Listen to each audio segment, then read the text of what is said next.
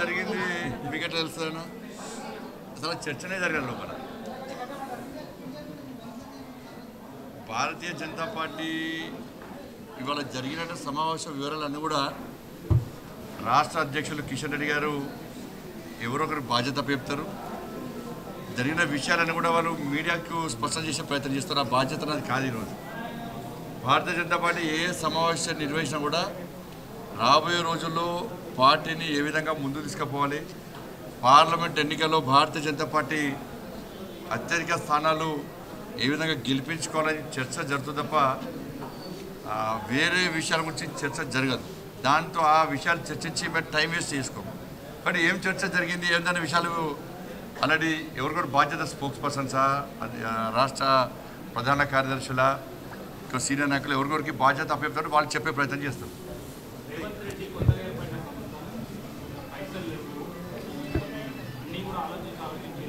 ఇప్పుడు ఒకరు గుర్తుంచుకోవాలి, కాంగ్రెస్ పార్టీ ప్లాన్ కొద్ది అంటే ఒక ప్లాన్ ప్రకారం ఇప్పుడు తెలంగాణ రాష్ట్రం అప్పుల పాలైందని చెప్పి కాంగ్రెస్ పార్టీ ఎన్నికల సందర్భంగా ప్రచారం చేసింది.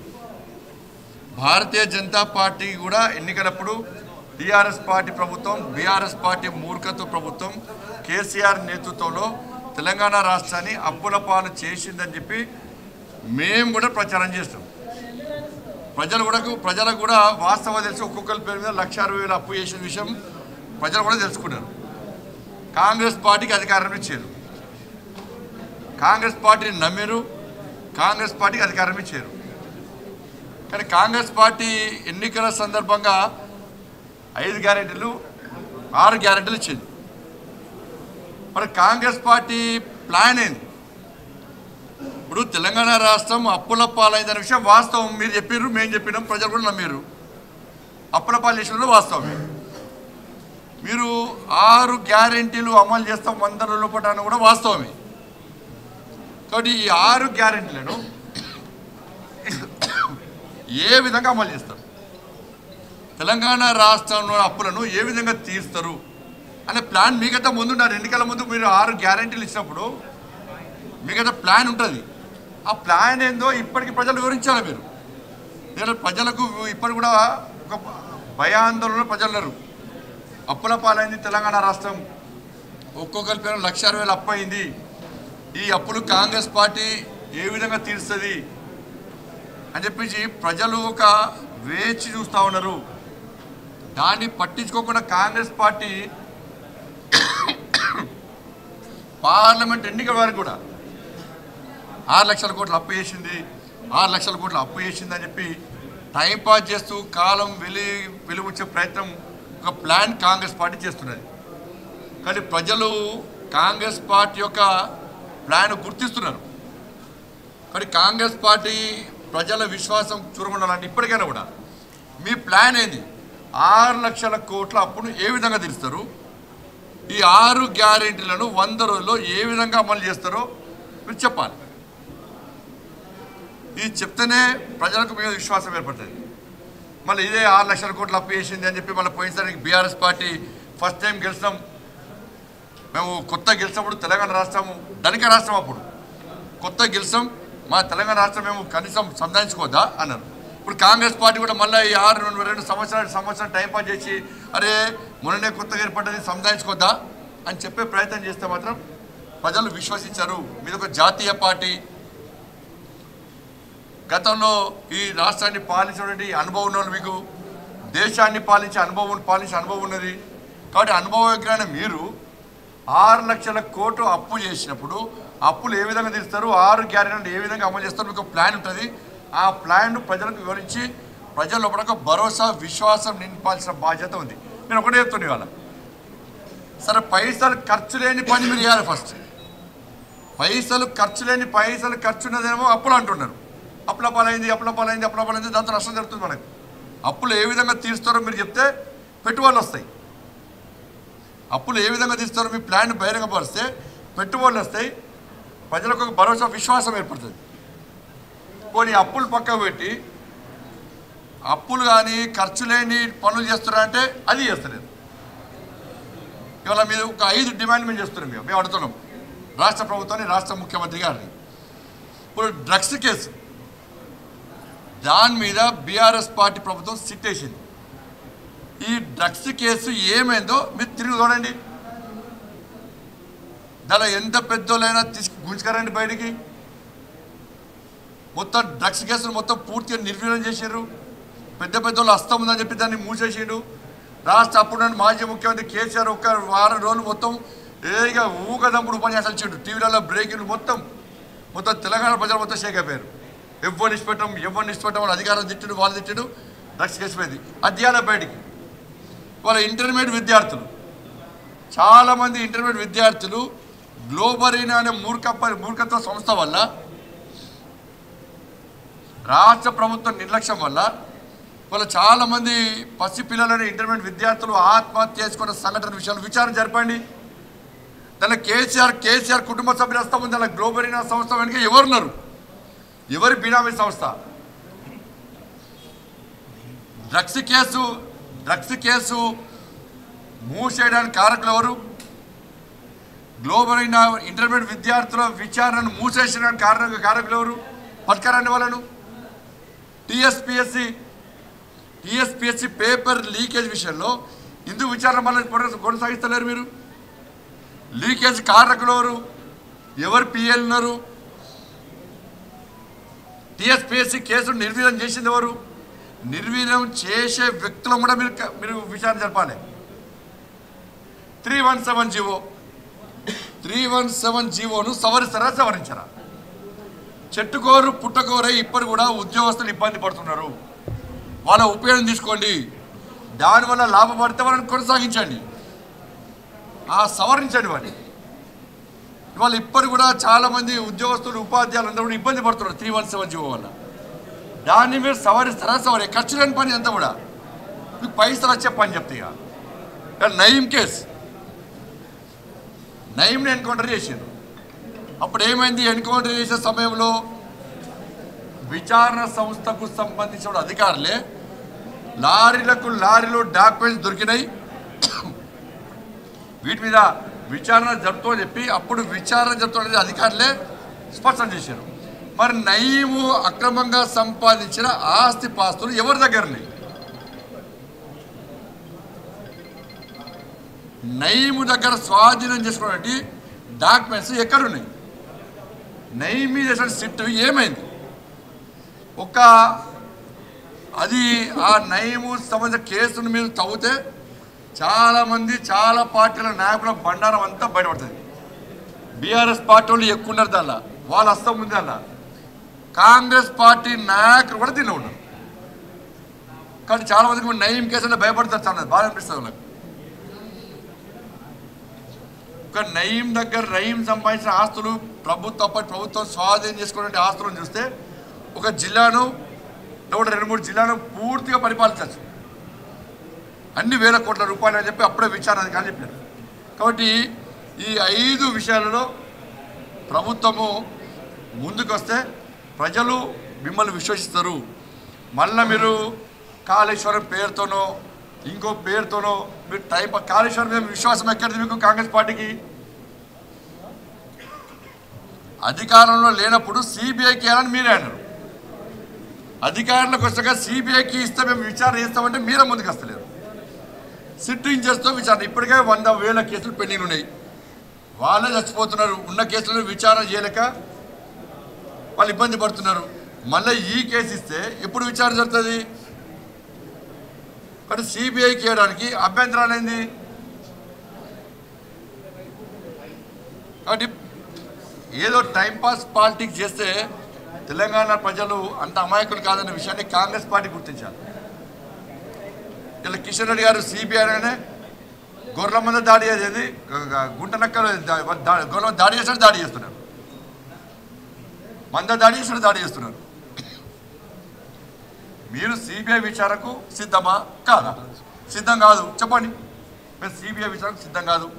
మేము దానిలో ఉన్నటువంటి లొసుగులు బయట రావడానికి మాకు ఇష్టం లేదు. దానిలో జరిగిన అక్రమాలను బయట తీసుకోవడం మాకు ఇష్టం లేదు. కాంగ్రెస్ పార్టీ చెప్పండి. అది చెప్పరా, ఇది చెప్పరా? సిబిఐ విచారణకు కిషన్ గారు డిమాండ్ చేస్తే తప్పుడు విమర్శలు చేసి మనం డైవర్ట్ చేసే ప్రయత్నం చేస్తారు. కాబట్టి ఈ విషయంలో ప్రజలు చాలా జాగ్రత్తగా ఉన్నారు, ఆలోచిస్తున్నారు.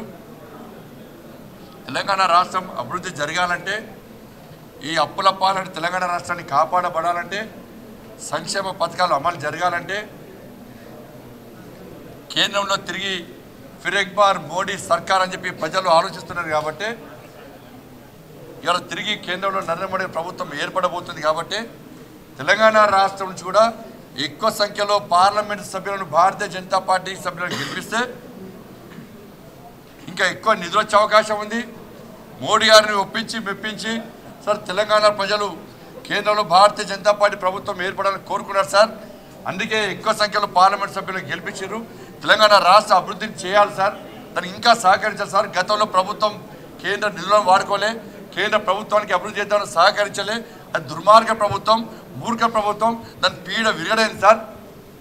కనీసం ఇప్పుడన్నా కేంద్ర ప్రభుత్వ సహకారంతో తెలంగాణ రాష్ట్రం అభివృద్ధి చెందాలని చెప్పి మోడీ గారిని ఒప్పించి మెప్పించే అవకాశం ఉంది. కాబట్టి మోడీ గారు దానికి సానుకూలంగా స్పందిస్తున్నారు. కాబట్టి తెలంగాణ రాష్ట్రం కట్టుబడి ఉన్నారు. కాబట్టి తెలంగాణ రాష్ట్ర సమాజం వాళ్ళు ఆలోచించి ఇవి ఢిల్లీ ఎన్నికల్లో మోడీ గారి ప్రభుత్వం రావాల్సిన బాధ్యత ఉంది. మోడీ గారి ప్రభుత్వాన్ని ఏర్పాటు చేయాల్సిన బాధ్యత ప్రతి భారతీయుడి మీద ఉంది, ప్రతి తెలంగాణ పౌరు మీద ఉంది. కాబట్టి అందరూ కలిసికట్టుగా భారతీయ జనతా పార్టీ మద్దతు ఇవ్వాల్సింది కోరుతా ఉన్నాం.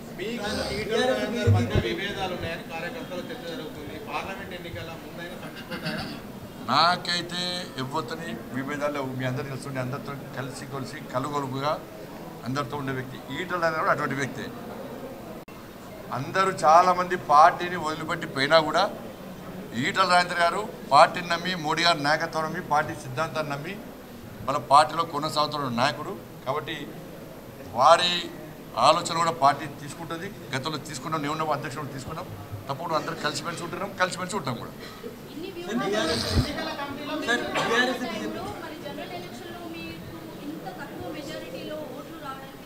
తక్కువ మెజార్టీ రాలే, డబ్బులు మాకు పెంచింది 100%. 7% ఉన్న ఓటు బ్యాంక్ మాది 14% పెరిగింది. మాది గెలిపోవడం ఒక పార్టీ గెలిచి 119 స్థానాల్లో గెలవాలనుకోండి.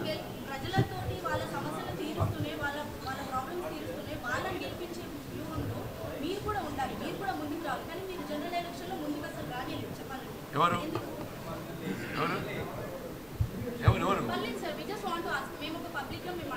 పబ్లిక్ కాదు, మీ ప్రెస్ మీటింగ్ పబ్లిక్ కాదు, ప్రెస్ మీటింగ్ నువ్వు మైక్ కొట్టుకోరా, మీడియా అనుకుంటున్నా. చెప్పండి ఎవరు ఏమని ఎవరెవరు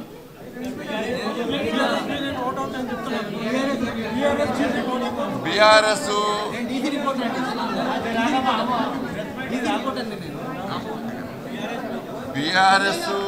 ఇప్పుడు మొన్న ఎన్నికల వరకు కూడా ఇదే ప్రచారం చేశారు. కాంగ్రెస్ పార్టీలు ప్రచారం చేశారు, ఒక సెక్షన్ మీడియా ప్రచారం చేశారు. ఏమని బీఆర్ఎస్ బీజేపీ ఒకటే, బీఆర్ఎస్ బీజేపీ ఒకటే చెప్పండి. అలా బీఆర్ఎస్ బీజేపీ ఎక్కడ ఒకటి చెప్పండి ఒకసారి చెప్పండి. బీఆర్ఎస్ బీజేపీ ఒకటైతే ఎన్నికల మనం అట్లా అన్నారు కదా, శాసనసభ ఎన్నికల ముందు కూడా బీఆర్ఎస్ బీజేపీ కలిసి పోటీ చేసినావా? కాంగ్రెస్ పార్టీ చాలామంది అభ్యర్థులకు పైసలు ఇచ్చింది కేసీఆర్. బీఆర్ఎస్ కాంగ్రెస్ ఒకటి.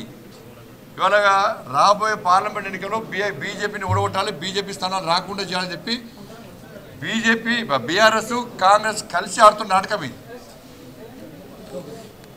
కాబట్టి బీఆర్ఎస్ కాంగ్రెస్ ఒకటి, గతంలో కలిసి పోటీ చేశారు. ఇప్పుడు కాంగ్రెస్ పార్టీకి 10 సీట్లు తక్కువ వస్తే, ఇప్పుడు బీఆర్ఎస్ పార్టీకి 10 సీట్లు తక్కువ వస్తే వాళ్ళు కలిసే ఉందరు, వాళ్ళు మేమైతే కలవకపోదు. మేము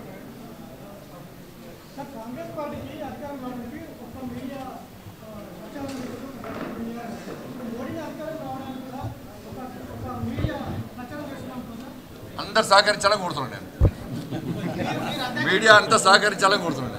వాళ్ళు ఒక్కరిద్దరు కాకుండా అందరు సహకరించాలని కోరుతున్నాను.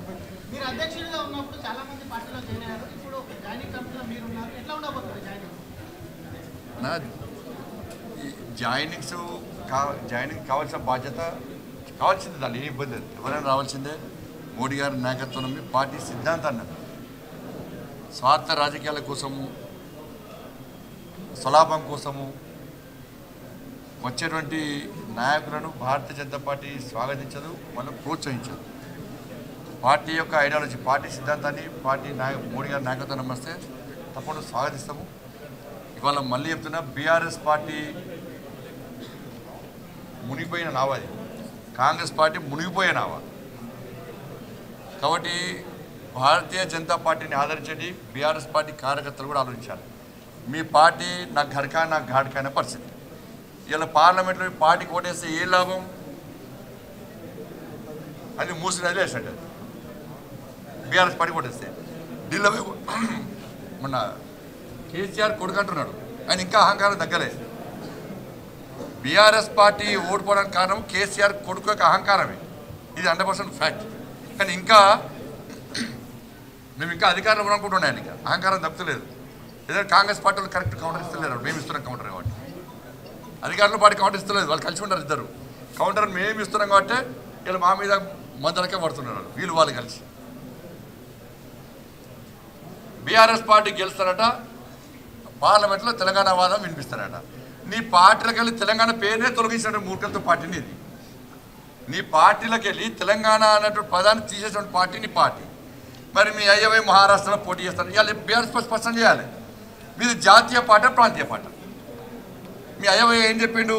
నేను మహారాష్ట్రలో వీక్తా, నేను పంజాబ్లో వీక్తా, నేను గుజరాత్లో వీక్తా, నేను కర్ణాటకలో వీక్తా. మీకైనా ఇట్లా అన్నాడు. ఇవాళ మీ పార్టీ పరిస్థితి ఏంది? మీ ప్రాంతీయ పార్టీ జాతీయ పార్టీ? ఇలా పార్లమెంట్లో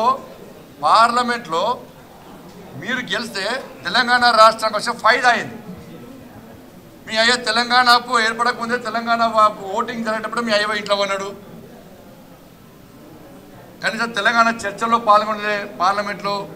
తెలంగాణ రాష్ట్రం కావాలని డిమాండ్ చేయలే పార్లమెంట్లో. కాబట్టి బీఆర్ఎస్ పార్టీకి ఓట్లు వేస్తే అది మూసినది వేసట్టే. కాంగ్రెస్ పార్టీకి ఇక్కడ ఎలక్షన్లో గెలిపించారు, మీరు అధికారం ఇచ్చారు, చాలా అయిపోయింది. ఇప్పుడు ఇక్కడ తెలంగాణ రాష్ట్రం అభివృద్ధి చెందాలంటే భారతీయ జనతా పార్టీ పార్లమెంట్ సభ్యులు గెలిస్తేనే ఇంకా ఎక్కువ నిధులు వస్తాయి, ఎక్కువ అభివృద్ధి చేస్తారన్న విషయాన్ని కాంగ్రెస్ పార్టీ కార్యకర్తలు గుర్తించాలి. కానీ బీఆర్ఎస్ పార్టీ కార్యకర్తలు, కాంగ్రెస్ పార్టీ కార్యకర్తలు ఇద్దరు కలిసి కూడా నిజమైన ఆలోచనలు వాళ్ళందరూ కూడా ఈ పార్లమెంట్ ఎన్నికల్లో బీజేపీ గెలవాలని కోరుకోవాలి. ఇది నా పర్సనల్ విజ్ఞప్తి. ఏ సిట్టింగ్లో చాలామంది టచ్లో ఉన్నారు, బీఆర్ఎస్ పార్టీ వాళ్ళు టచ్లో ఉన్నారు. ఎందుకంటే పార్లమెంట్ ఎలక్షన్స్ అంటేనే మోడీ ఎలక్షన్స్. పార్లమెంట్లో ఓట్లు అంటేనే మోడీకి వేసే ఓట్లు అంటారు కామన్గా. ఎవరైనా ప్రజలు మామూలుగా ఏమో రాజకీయ పరిజ్ఞానం లేని, చదువుకోలేని ఏ వ్యక్తులను కూడా ఈ ఎన్నికలు ఎవరి ఎన్నికలు మోడీ ఎన్నికలు మోడీ కూడా ఇస్తామంటారు. ఇది గ్యారంటీ. కాబట్టి ఈ పరిస్థితిలో రెండు పార్టీల వాళ్ళు కూడా చాలామంది భారతీయ జనతా పార్టీ నుంచి పోటీ అని చెప్పి ఉత్సాహంతో ఉన్నారు. కాబట్టి చూస్తాం వాళ్ళంటే వాళ్ళు కమిటీ ఉంటుంది, వాళ్ళందరూ చూస్తే రాష్ట్ర నాయకత్వం, కేంద్ర నాయకత్వం చాలామంది చూసి ఆచరించి నిర్ణయించుకుంటారు. చాలా.